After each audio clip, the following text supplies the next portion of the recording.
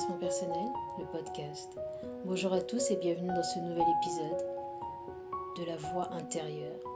Aujourd'hui, nous allons explorer un thème fascinant et souvent négligé. Chaque mot est un mot non exprimé et leurs conséquences. Préparez-vous à plonger dans l'univers des émotions refoulées et à découvrir comment notre corps et notre esprit réagissent lorsque nous n'exprimons pas ce que nous ressentons. Commençons par la base. Vous est-il déjà arrivé de ressentir une douleur physique sans raison apparente? Peut-être une migraine persistante, un mal de dos ou une tension inexpliquée dans les épaules? Ces maux physiques peuvent souvent être les manifestations de mots non exprimés, d'émotions refoulées. Le corps et l'esprit sont intimement liés et ce que nous ne disons pas peut se transformer en douleur physique. Des études ont montré que le stress émotionnel peut déclencher des symptômes physiques. Lorsque nous n'exprimons pas nos sentiments, notre corps trouve des moyens de nous signaler qu'il y a un problème. Cela peut aller de troubles digestifs à des problèmes cardiaques, en passant par des douleurs musculaires et des troubles du sommeil.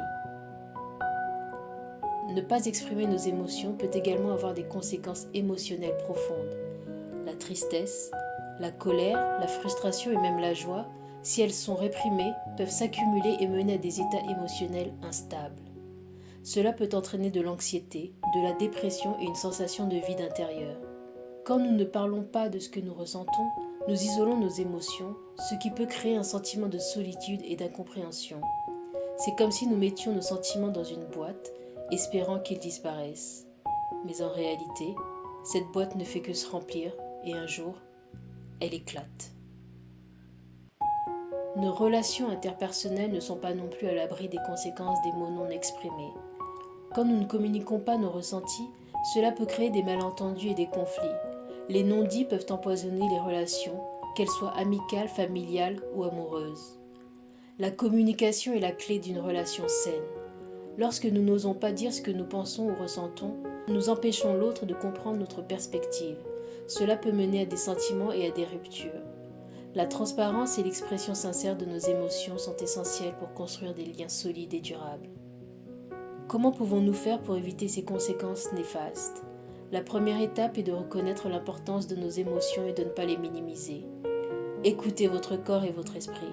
Lorsque vous ressentez une douleur physique ou une tension émotionnelle, prenez un moment pour réfléchir à ce que vous ressentez vraiment. Ensuite, trouvez des moyens d'exprimer ces émotions. Parlez à quelqu'un en qui vous avez confiance, écrivez dans un journal ou trouvez une activité créative qui vous permet de libérer ce que vous ressentez.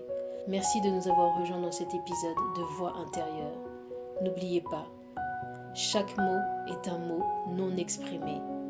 En prenant le temps de reconnaître et d'exprimer vos émotions, vous prenez soin de votre santé physique, émotionnelle et relationnelle. Prenez soin de vous et à bientôt pour un nouvel épisode.